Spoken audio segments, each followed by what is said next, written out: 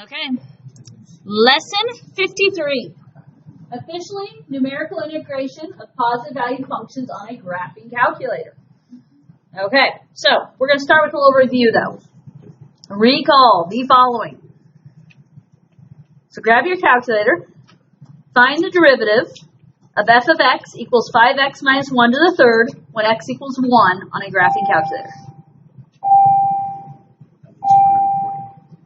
What? In some random decimal places, yes. Okay, so what do we remember here? Where is this? Where do you find how to do a derivative on a calculator? Okay, so not where I was going to go. So if you do your alpha button and you go to the window menu, so alpha F2, not where I was going to go at all. Number 3 says inderiv. Here's what I usually say. Hit math. Your math button on the left side of your calculator underneath the alpha button. If I hit math, it brings up this menu. What's number 8?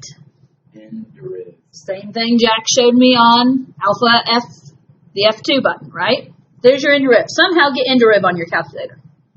Now, this year, yours shows up like this too, doesn't it, Jack? Yeah. Okay. So, inevitably, every year I have someone that has the TI-83 instead of the 84. And this year, it looks like you guys actually all have 84s, which is what I was checking. So, okay. You guys remember how to fill this in? Obviously not, since some of you guys didn't remember this was here. Nope. D over dx. That's just your variable. What variable are we doing this in terms of? All the time. We're always going to be, on the calculator, it's just easiest to put x. What goes in those parentheses there? Whatever your function is. My function here is 5x minus 1 to the third, so start with parentheses. 5x minus 1 in parentheses raised to the third. And then what's that little x equals box? You put in a 1 because it says when x equals 1.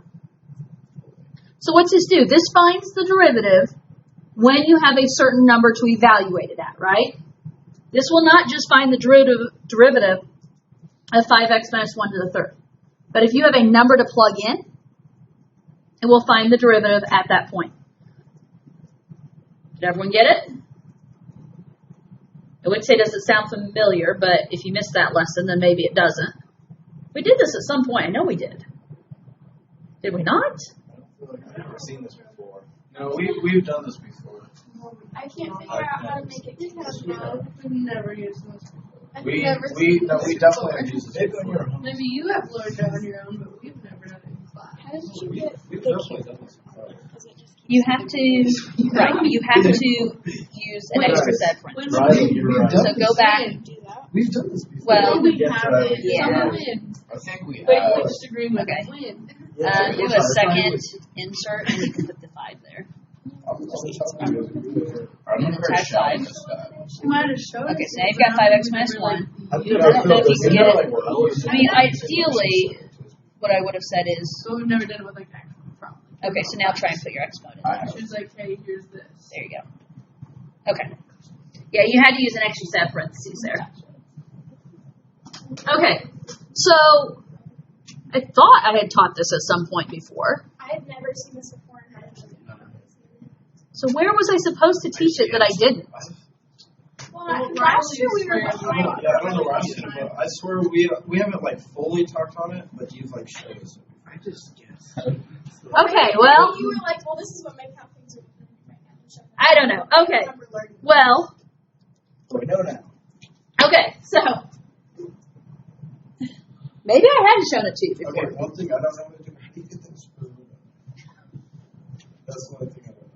Here, wait, I don't have any square roots. The cube root. Okay, so you have to include your own parentheses. So, like, Oh, I see. you can't just use their parentheses. I didn't even see your parentheses. Right, like I put an extra set. So you have to start off typing parentheses. That's exactly what Carly was just asking. 5x minus 1 in parentheses, now raise it to the third. Why do you have to do that? For some reason it doesn't. Because the parentheses they already give you are to just put the function within. If you need parentheses within your function, which we do to be able to put that third power, you have to involve another set of parentheses. Okay? If I was just doing the derivative of, say, x squared, evaluate at 4. Notice I didn't put any extra parentheses in there, right? It just depends. This given problem already had parentheses, so I had to include that. Okay? Okay, I have no idea where my fail was this year that I didn't teach that, because I don't know. Not sure what happened there. Now, again, will that just find a random derivative when you don't have a value to plug in? No, that won't tell me the derivative of x squared is 2x. It will tell me what it is at a certain value. So I'm just writing up here, in case you forget, it's math menu number 8. And f prime of 1, that's what we found, right? We found the derivative evaluated at 1. My calculator said 240.000125. Or yes, approximately 240. Okay. That's going to bug me. I'm going to have to go back later and figure out where I was supposed to mention that. But that was how to do the derivative. Needless to say, it's not anything too difficult, right? What I'm officially supposed to be teaching you today are the integrals, how to do the antiderivatives on the calculator. Again, is it going to, can you just put in x squared and it's going to be able to tell you the antiderivative? No. But if we have values, it will give me values. So, as you look at example 1 here, use a graphing calculator, approximate the integral from 2 to 3 of x plus 7 dx. Now, notice right there where it says type in. None of you guys have the TI-83, so none of you need that. Okay? At all. You can't.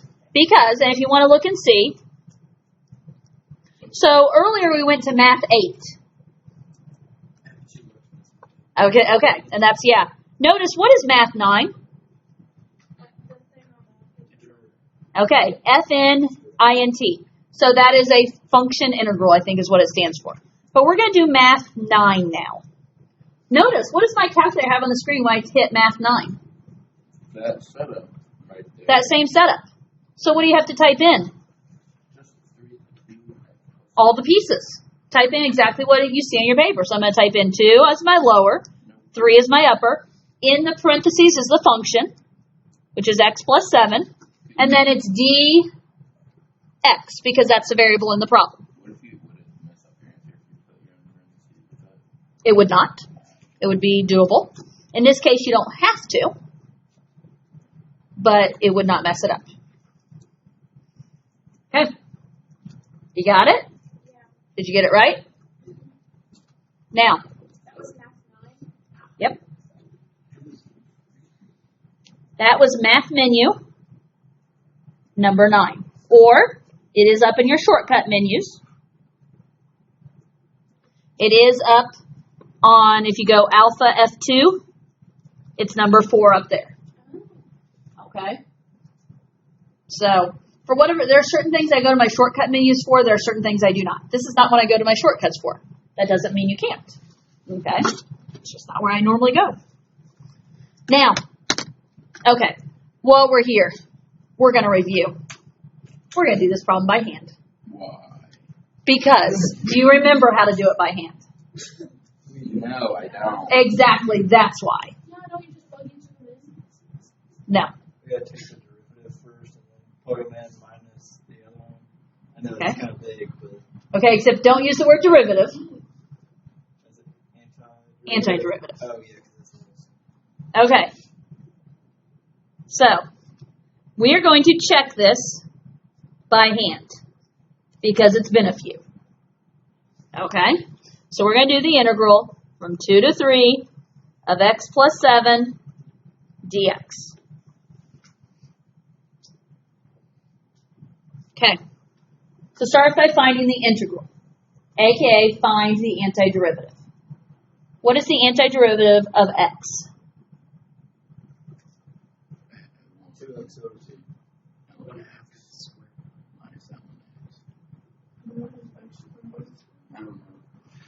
Okay, so x squared over 2 or 1/2 x squared are your options. Because, remember, what do? We add 1 to the power. So it's already a power of 1. 1 plus 1 is 2, and then you divide by that 2, right? I tend to write 1/2 x squared. Honestly, you'll see x squared over 2 more on the calc exam. Okay. Plus, what's the integral of 7? 7x. Because you're adding a power. So we have to add to an x. We have to add an x. And then it's evaluated from How did you get 1/2 x? 2, 3. 1/2 x squared. So it was x to the first. You add 1 to the power of 1. So 1 plus 1 makes it x to the second. And then you divide by 2. You divide by that new power, which is 2.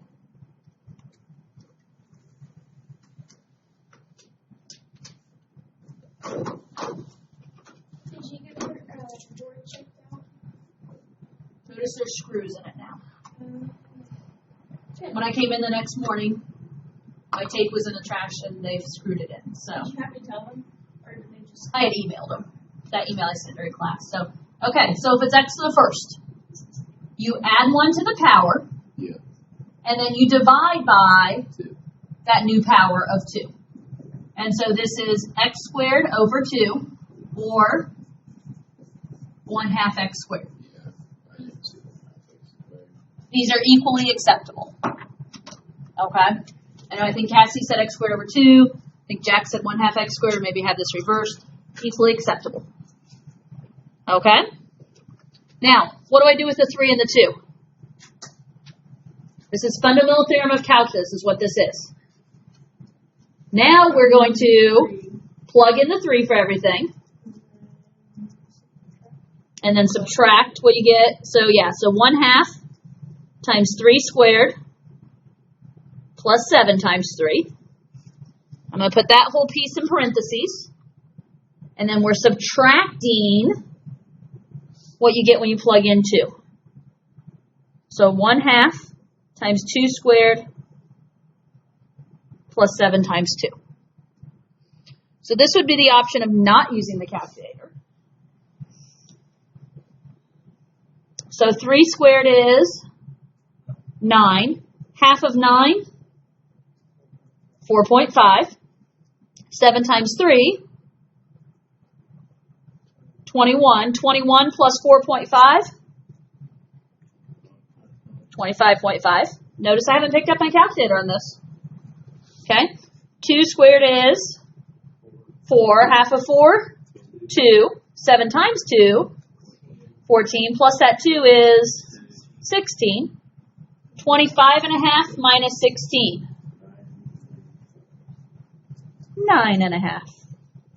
Does it check? It does. You remember me teaching that at some point, yes? Yeah. I know I taught that.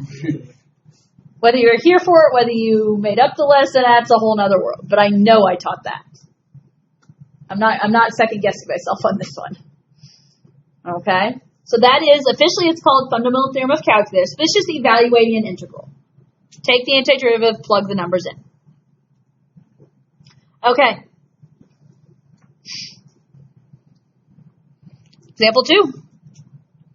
Use a graphing calculator. Approximate the area under the curve of y equals sine x between x equals 0 and x equals pi over 6. Notice it says use a graphing calculator. And I already mentioned this hint earlier. Remember, since it says to approximate the area, what is area? Area under a curve is an integral. So what's the problem I set up that I'm going to do here? We want the area under the curve y equals sine x between 0 and pi over 6. Write the problem for me, though. How do we write this? It's going to be the integral from 0 to pi over 6 of sine x, what's tagged on at the end?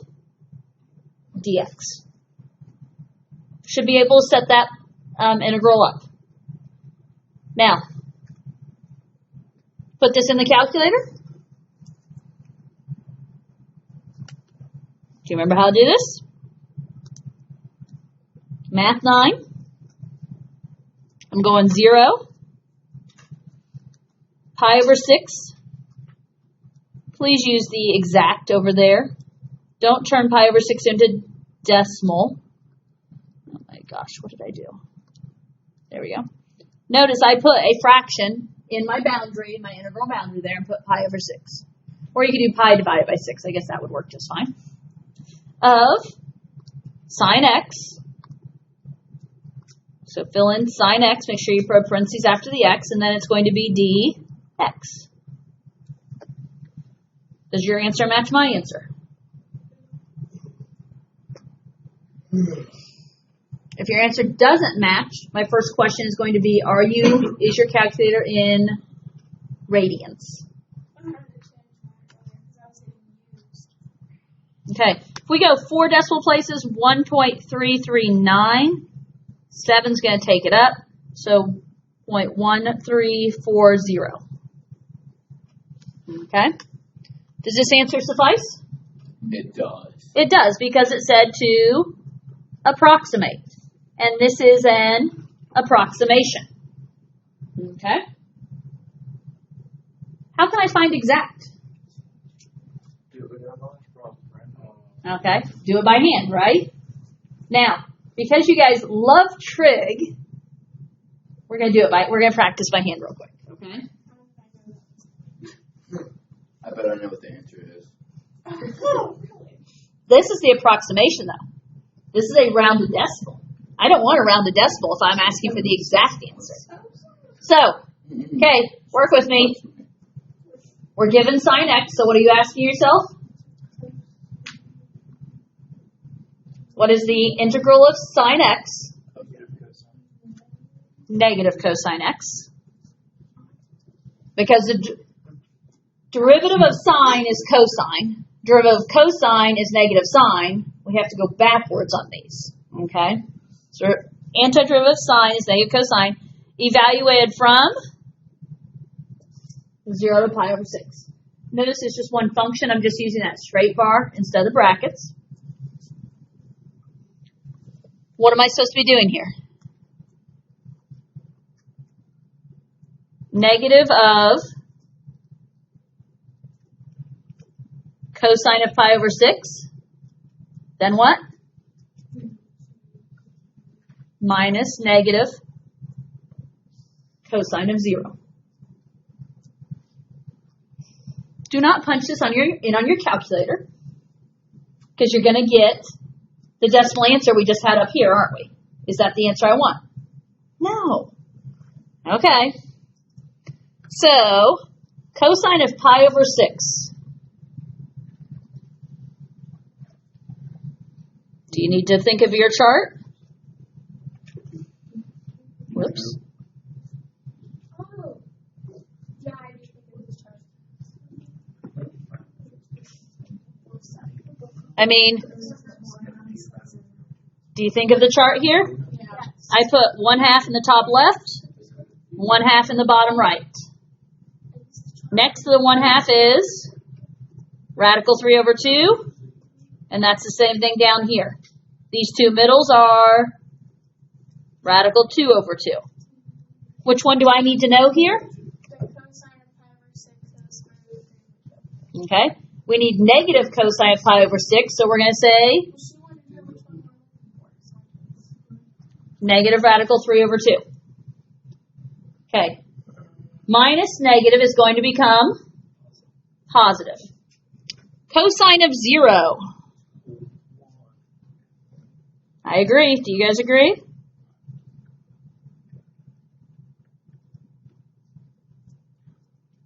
This is what I would say, cosine of 0. So when we're doing cosine of 0, here's 0, yes. What's the ordered pair here? 1, 0. What's the order in an ordered pair? Cosine, sine. So what do I need? Cosine of 0 here is 1. So my answer is negative radical 3 over 2 plus 1. This is if you are asked for an exact answer.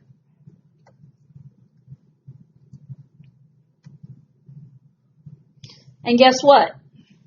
If I go to my calculator and I do negative radical 3 divided by 2 plus 1, notice my answer is the same.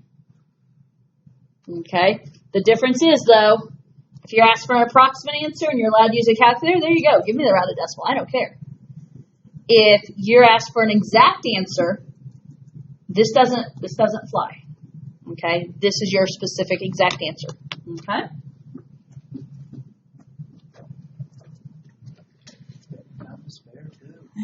Well, the lesson itself was not difficult.